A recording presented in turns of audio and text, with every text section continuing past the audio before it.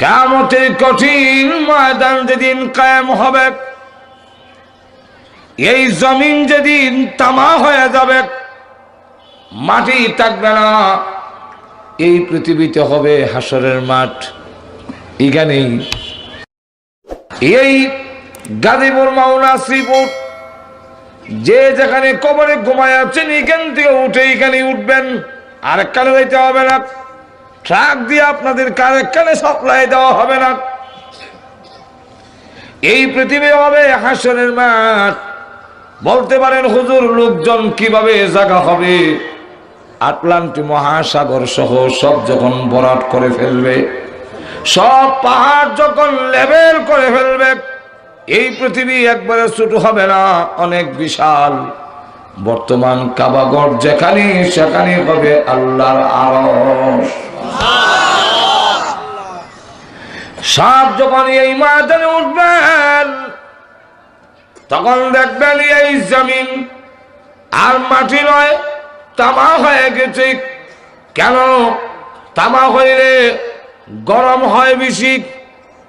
লোহা, তামা, কাঁসা, অ্যালুমিনিয়াম, টিন, এই জাতীয় জিনিসগুলো এইভাবে জমিন যখন তামা হয়ে যাবে, গরম পা রাখা যায় না।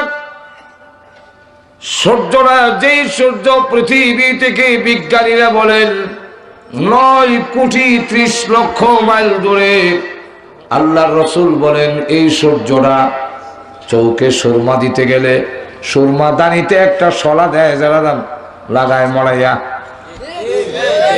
এই কাঠি যদ্দূর লম্বা হবে, আল্লাহর নবী বলেন মাথার সূর্যের মাঝখানে এতটুকু ভাগ থাকবে। গরম কম লাগবে না, অনেক বেশি। বর্তমানে বিজ্ঞানীরা তাপমাত্রা মাপছেন। সূর্যের তাপমাত্রা হলো 6000 সেলসিয়াস বা সেন্টিগ্রেড। আল্লাহর রাসূল বলেন বর্তমানে যা পাওয়ার আছে, এটা আরো 70 গুণ বাড়ায় দেওয়া হবে। গরম খুব কম লাগবে না, অনেক বেশি। অপরদিকে জাহান্নাম 7 তবক জমিনের নিচে আছে, 7 তবক জমিনের নিচে রাখা আছে। সেখান থেকে আল্লাহ বলবেন ফেরেশতাদেরকে টাইনা হাসরের মাঠে দুজক নিয়ে আসো। সুবহানাল্লাহ বলবেন। ওয়াজিআ ইয়াওমাইযিন বিজাহান্নাম, জাহান্নামকে টেনে আনো। আল্লামা আশরাফ আলী থানভী রাহমাতুল্লাহ আলাইহি জাহান্নামের আকৃতি বয়ান করছেন। 30,000 মাথা, প্রত্যেকটা মাথায় 32,000 করে দাঁত, এক একটা দাঁত হবে উহুদ পাহাড়ের সমান। নাক আছে, নাকের ছিদ্রের মধ্যে রশ্মি লাগানো আছে। 19 জন ফেরেশতারা এটার কমান্ডিং অফিসার, আর এক একজনের অধীনে 70,000 করে। ছোট ফেরেশতা যে, সেও রশ্মির যারা ধরে রাখছে, এই কাত থেকে এই কাত পর্যন্ত দূরত্ব হলো 70 বছরের রাস্তা। আর বড় ফেরেশতা কত বড়, তখন বয়ান দেওয়ার টাইম আমার নাই। বড় ফেরেশতা যে জাহান্নামের বড় যিনি, উনি কত বড় হবে? একটা কিতাব আছে আমার কাছে, এর নাম হইল ফেরেশতুনকা আজিব হালাত। এই কিতাবের মধ্যে আনছেন যে মালিক ফেরেশতা হইল যে উনি সারা জাহান্নামের প্রধান। উনি কত বড় হবে এতটুকু বুঝে নেন যে জাহান্নামের সংখ্যা যত হবে জিন্নাত আর মানুষ মিলাইয়া, তত সংখ্যায় ওনার 2 হাতের আঙ্গুল হবে। আরো আসতে বলেন, মহিলারা শুনে নেবেন। এত সংখ্যা যদি আঙ্গুল হয়, আল্লাহ আমাদের দেশের কোন কোন সন্ত্রাসীকে ধরতে গিয়া 3 বাহিনী লাগায়। আর তো জোরে কম। আল্লাহ বলেন ফাইজলামি করো না, দৃষ্টতা দেখাও না। তুমি যত বড় শক্তিশালী সন্ত্রাসী চাঁদাবাজি হও, জাহান্নামের ফেরেশতা ধরতে গিয়া 2 আঙ্গুল লাগাবে না, 1 আঙ্গুল লাগাইব।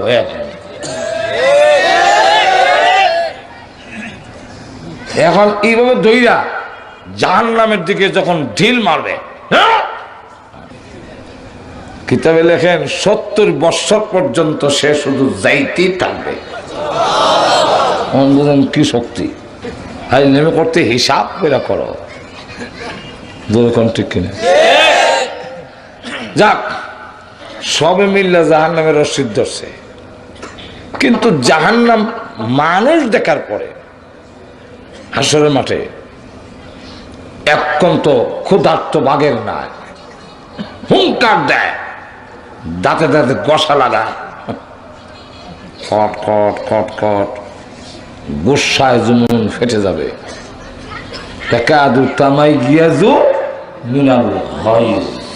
ফেরেশতারা ধরে আটকায়, কিন্তু আটকাইলে কি হবে?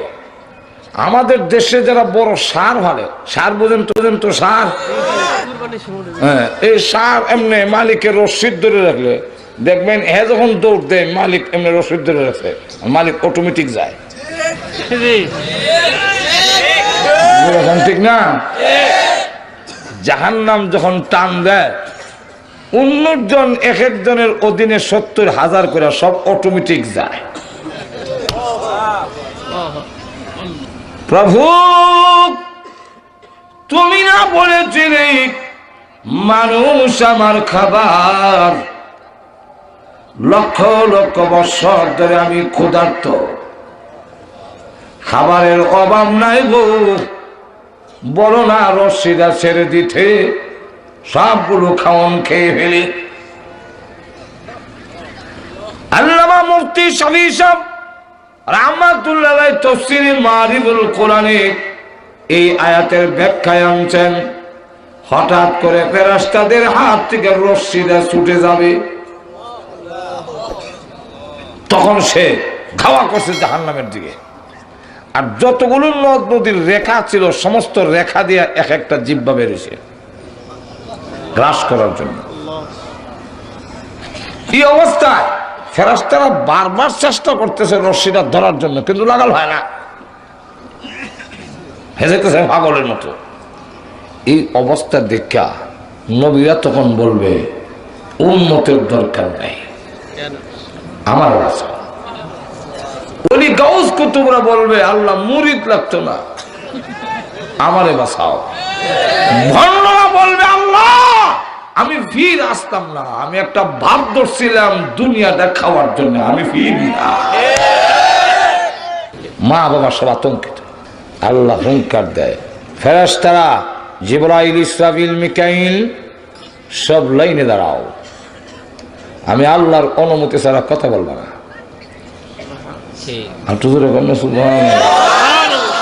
আসেনি কোরআন শরীফ, ইয়াউমা ইয়াকুমুর রূহু ওয়াল মালাইকাতু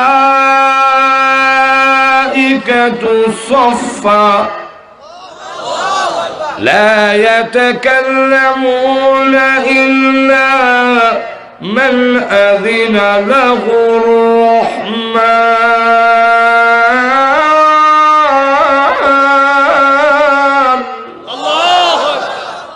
আল্লাহ বলবেন আমার অনুমতি ছাড়া, রহমানের অনুমতি ছাড়া কোনো কথা।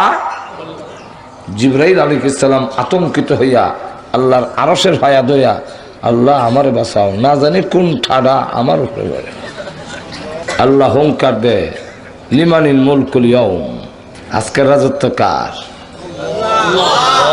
রাজত্ব রাষ্ট্রীয় ক্ষমতা হইয়া যা ইচ্ছা তা কইছ, যা ইচ্ছা তা করছ। এখন বল হাওয়ার দেখা, দেখা হাওয়ারটা আইনা নমরুদ আইনা ফিরাউন, নাম ধরে রাখবো নমরুদ কইরে, কথা কস না এখন কথা। বুশের নাম তো লই তুই, কারণ পুরান ভাগরেরই বাত নাই, আবার বলে নতুন ভাগর। ওই সময় আমাদের নবী বিশ্ব নবী তিনি তখন বলতে থাকবে উম্মতি উম্মতি ওনা নফসি নফসি না।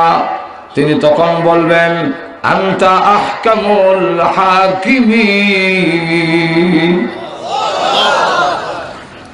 আল্লাহ তুমি তো বিচারপতি, দেও বিচারপতি, আনতা রাব্বুল আলামিন, তুমি তো সকলের পালনেওয়ালা।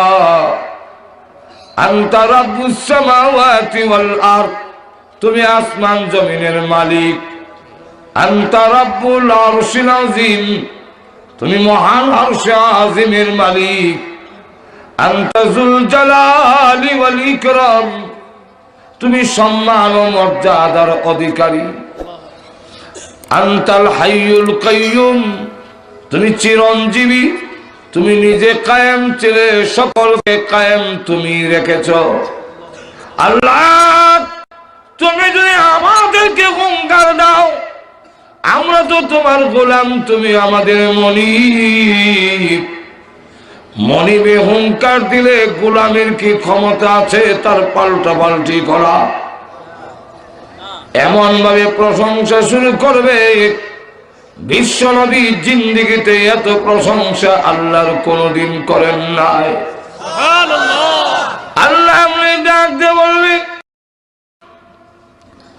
নবীজি মাথা উঠান, আপনার প্রশংসা শুনে আমি আল্লাহর রাগ গুসা ঠান্ডা হয়ে গেছে।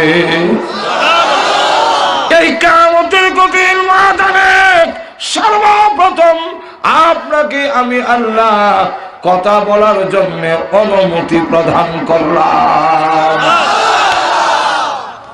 আপনি কথা বলেন, সম্ভব। হাসরের মাঠে দাঁড়ায় দিছে তামাক জমিনে সূর্যের নিচে কতদিন? একটা দিনই হবে এই পৃথিবীর হিসাব মতে 50,000 বছরের সমান।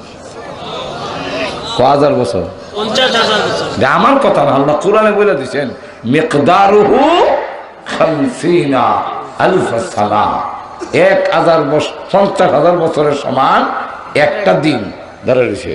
এখানে নমরুদ আছে, ফেরাউন আছে, হ্যাঁ, আবু জাহেল আছে, আবু লাহাব আছে, বুশ আছে, বারাক ওবামাও থাকবে। না থাকবে না? থাকবে।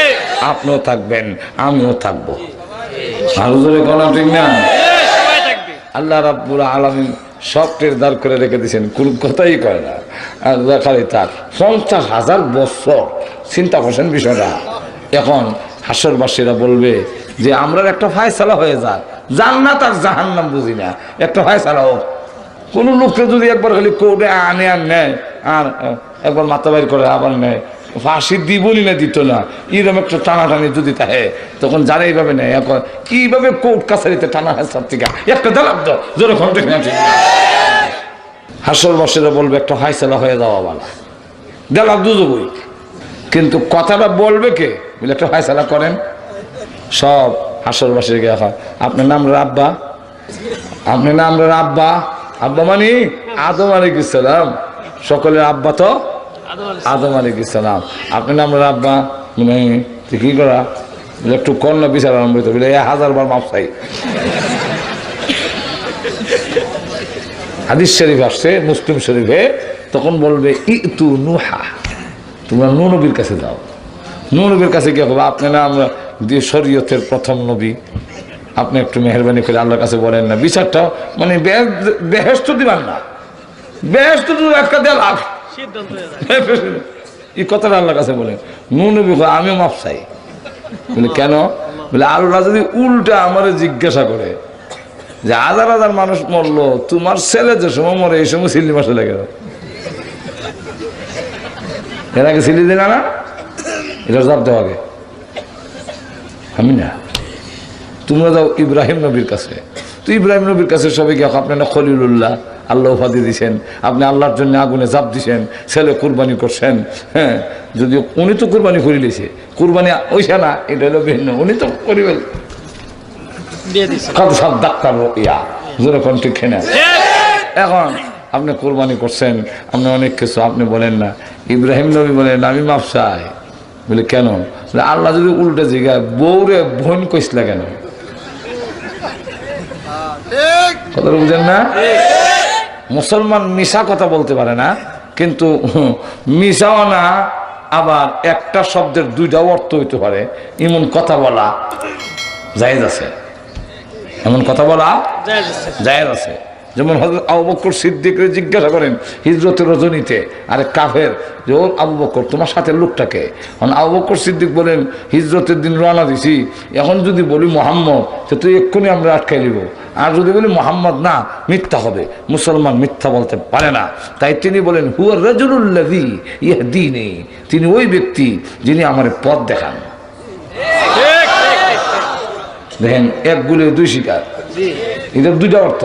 একটা অর্থ হইল যে দুনিয়ার হয়তো আরব দেশে এক জায়গা থেকে আরেক জায়গা যেতে গেলে পথ দেখান না লোক ছাড়া জায়গা যাওয়া যেত না, তো ওই লোকটা বুঝে রয়েছে মনে হয় পথ দেখাবে লেগে একটা লোক রাহাদর রয়েছে। আর আবু বকর সিদ্দিক বুঝাইছেন উনি ওই ব্যক্তি যিনি আমার বেহেশতের পথ দেখায়। কথাটা বুঝলেন না? তো ইব্রাহিম আলাইহিস সালাম উনি যে বলছেন ওনার ওয়াইফ রে বোন, জালেম বাদশা তার রাষ্ট্র দেয়াইতেছে, আর তার নিয়ম হইল সাথে যদি ওয়াইফ থাকে স্বামীর একটা বউ লইয়া যায়, সুন্দরী বউ লইয়া নিয়ে যায়।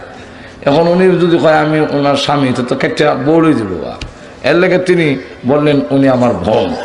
আর ওনাকে বললেন তুমি কিন্তু কইও আমি তোমার ভাই, আমি ভাই পরিচয় দিছি। এটা কোন দৃষ্টিকোণ থেকে? আমাদের ব্রাহ্মণবাড়িয়ার একজন বড় আলেম ছিলেন, ওনার নাম তাজুল ইসলাম সাহেব রহমতুল্লাহ আলাই, যার উপাধি ছিল ফখরে বাঙ্গাল। উনি বিয়ে করছেন উজানির কারি ইব্রাহিম সাহেবের মেয়ে। তো ইব্রাহিম সাহেব আসছেন ছেলে দেখার জন্য, ছেলে যোগ্য কিনা। তা এইসব প্রথম প্রশ্ন, কারণ আমরা দেশে তো আমরা আগে গ্রাম এলাকা দেখতাম প্রশ্ন করতে গেলে জামাই দেখতে গেছে কৃষক লোকেরা, তখন প্রশ্ন করতো। তো একটা লোকের প্রশ্ন করে মেট্রিক পরীক্ষা দিয়ে আইছে ওই সময়ে, তো লোকটারে জিজ্ঞাসা করে বাবা বলেন তো দেখি 4টা গরুর কটা ঠেং? তো উনি বলেন 4টা গরুর 18টা ঠেং। এমনি সকলে শুনলাম আপনি মেট্রিক পরীক্ষা দিয়েছেন আর 4টা গরুর 18টা ঠেং, না এই ছেলের কাছে বিয়ে দেওয়া যায়, চলো যাই। তো বাড়ির লোকেরা কয় তুই কি বললে, ব্রেঞ্চ পাস করছো, ব্রেঞ্চে পাস করছো, 4টা গরুর কটা ট্যাঙ্গিটা করতে না?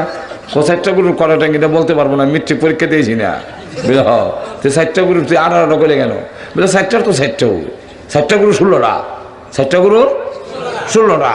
আর আমার মতো একটা ছেলে যে মেট্রিক পরীক্ষা দিয়েছে, হেরে যে এই জাতীয় প্রশ্ন করছে, হের 2টা ঠ্যাং আমি যোগ দিয়েছি,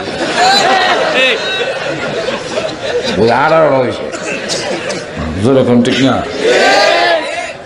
এই জাতীয় আগে প্রশ্ন করতে গিয়া আর যারা যারা কিছু পণ্ডিত একটু প্রশ্ন বলে কোন সূরায় 9 মিম, কোন সূরায় 9 মিম, কথা বলতেন না? তো কারি ইব্রাহিম সাহেব রহমতুল্লাহ জিজ্ঞাসা করেন ফখরে বাঙ্গাল তাজুল ইসলাম সাহেবকে যে আপনার আব্বা আপনার কি হয়? আমরা বলতাম এটাকে একটা প্রশ্ন হইল, আব্বা তো আব্বা, আব্বার আব্বা কি হয়? বেশির থেকে বেশি বলতাম আব্বা আমার মার স্বামী হয়। কিন্তু ফখরে বাঙ্গাল রহমতুল্লাহ সঙ্গে সঙ্গে জবাব দেয় ভাই হয়। উনি প্রশ্ন করেন আপনার আব্বা আপনার কি হয়? উনি বলেন ভাই হয়। তেমনি কারি ইব্রাহিম সাহেব রহমতুল্লাহ বলেন ছেলে উপযুক্ত, বিয়ে দেওয়া যায়। আব্বা আবার কি হয় এটা প্রশ্ন করলেন কেন? তখনই উনি বুঝে ফেলছেন যে কোন দৃষ্টিকোণ থেকে প্রশ্ন করছে।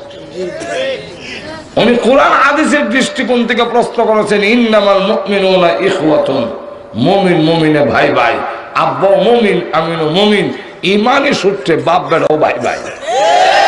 আর তো জোরে কন। তো এখন দেখেন হযরত ইব্রাহিম আলাইহিস সালাম এই দৃষ্টিকোণ থেকে তুমি মুমিন আমি মুমিন, এই দৃষ্টিকোণ থেকে এখন বলছি তুমি আমার বোন আমি তোমার ভাই ভাই। হযরত ইব্রাহিম আসলাম বলেন আল্লাহ যদি জিজ্ঞাসা করেন এই ফেস লাগাইল কথা কইস লাগালে আমি মাপসাই, আমি পারবো না, তোমরা যাও মুসা নবীর কাছে। মুসা নবীর কাছে যাওয়ার পরে উনি বলবেন আমি পারবো না। বলে কেন? বলে দুজন ঝগড়া লাগছে আর আমি বাঙ্গাল উদ্দেশ্যে ধাক্কা দিয়েছিলাম, এটা করে মরিছে। এখন আল্লাহ যদি জিজ্ঞাসা করেন যে একটা লোককে ধাক্কা দিয়ে মারিছে, এটা সব আমাকে দেওয়া যাও, আমার উম্মত লাগতো না, আমার জান বাঁচায়। তোমরা যাও ঈসা নবীর কাছে। ঈসা নবীর কাছে আসার পরে উনি বলবেন আমিও পারবো না। বলে কেন? বলে আল্লাহ যদি আমার উল্টা জিজ্ঞাসা করেন তুমি সুপারিশ করবো পরে, আগে বলো তোমার উম্মতেরা তোমাকে আমার ছেলে বানাইছিল কেন? আমার তো কোনো ছেলে নাই, তুমি কি আমার ছেলে? বলেন না। তো এটার জবাব আমাকে দেওয়া যাও, ফুট বানাইছিল কেন লেগে? এখন ঠিক কিনা? তা আমি আটকা পড়ে যাই, আমি পারবো না। তবে তোমাদের কয়ে দে, তোমরা যাও বিশ্বনবীর কাছে। বিশ্বনবীর কাছে আসার পরে বিশ্বনবী বলবেন তোমরা সঠিক জায়গায় এসেছো, এই অধিকার একমাত্র আল্লাহ আমাকে দিয়েছেন। বিশ্বনবী রাহমাতুল লিল আলামিন তখন শুরু করবেন, প্রভু গো বিচারটা আরম্ভ করেন। আল্লাহ বিচার আরম্ভ না করলে ভালো মন্দ কিছুই বোঝা যায় না। নবীজির সুপারিশের কারণে তখন দেখা যাবে মাত্র 6 ঘন্টার ভিতরে আল্লাহ সকলের হিসাব কিতাবের খাতা সমঝাইয়া দিবে। কয় ঘন্টা? হাদিসের মধ্যে 6 ঘন্টাই যে না, হাদিসের মধ্যে আসছে নিসফুন নাহার। এটা আমি হিসাব করিয়া 6 ঘন্টা আমরা রেডি করে দিলাম আর কি, কথা বুঝেন না? নিসফুন নাহার অর্ধেক দিন। অর্ধেক দিন বলতে নাহার বলা হয় সূর্য উঠার পর থেকে ডুবা পর্যন্ত, ডুবার পরটার নাম লাইল। তো এই লাইল আর নাহার মিললে হইলো 24 ঘন্টা। তো দিনে রাইতে ছোট বড় আছে না, তো সব গড়ে হিসাব করলে ক ঘন্টা করে? 12 ঘন্টা। একদিন 12 ঘন্টা, ওই লাইন 12 ঘন্টা, সব মিললে 24 ঘন্টা। তাহলে নিসফুন নাহার যদি হয় তাহলে 12 অর্ধেক করলে কত হয়? 6 ঘন্টার ভিতরে হিসাব শেষ। এবার বলেন এই যে পরিত্রাণ হইল হাসরের ময়দানের কষ্ট টিকা, আবু জাহিল হইল, আবু লাহাব হইল, এটা কি স্থায়ী উপকার না অস্থায়ী? কম এই অস্থায়ী লাভবান কিয়ামতের কঠিন ময়দানে আবু জাহিল হয়েছে নি? কম নবী সুপারিশে বিচারণ হইছে না? এই ফায়দাটা তো হয়েছে, পরে তো হয়েছে না। ঠিক না? এই জন্যে বৃষ্টি হইলে আসমান থেকে পাথরের যেমন অস্থায়ী উপকার হয়, স্থায়ী উপকার হয় না। এই কাফেররা হইল পাথরের মতো। আসমান থেকে যখন বৃষ্টি পড়ে, সিমেন্ট যদি থাকে বাইরে, বৃষ্টি পড়লে শক্ত থাকে না নরম হয়? প্রথমত নরম হয়, এটা বুঝেন না কেন? সিমেন্টের মধ্যে পানি দিলে গইলা যায়, পাউডার করে গইলা যায়, কিন্তু পরে শক্ত হয়। পরে হাত হয়। তাহলে আগে ভালো আছিল, পরে খারাপ হয়েছে, হাত হয়ে গেছে। ঠিক কিনা? কেন? কারণ হইল সিমেন্টে পানি গিলে কিন্তু রাখে না, ছাইরা দেয়, ভিতরে রাখে না, ছাইরা দেয়। এই কারণে আগে ছিল হাওড়ার, হরে হয়েছে মাত্র শক্ত হয়ে গেছে। এর দৃষ্টান্ত হইল মুনাফিকরা। আর একটু জোরে বলেন, মুনাফিকরা রাসূলকে গিলে কিন্তু ভিতরে রাখে না, উগলায় ছেড়ে দেয়। এই কারণে কাফেরের চাইতে আরো শক্ত হয়ে যায়। আর জমিনের যে মাটি পানি গিলে এবং ছাড়ে না, রাখা যায়। এই কারণে স্থায়ী উপকার ক্ষেতের মাটির হয়। এর দৃষ্টান্তটা হইল মুমিনের। لقد من الله على المؤمنين।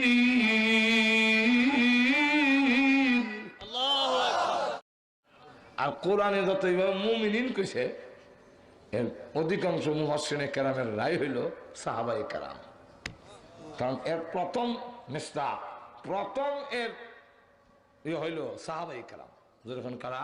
সাহাবায়ে কেরাম। আর যখন সাহাবায়ে কেরাম সত্যিকারের মুমিন ছিলেন, আমরা সত্যিকারের মুমিন না। আসসালামু আলাইকুম ওয়া রাহমাতুল্লাহ। প্রিয় ভাই ও বোনেরা, ভিডিওটি যদি ভালো লেগে থাকে তাহলে লাইক, কমেন্ট এবং সাবস্ক্রাইব করবেন।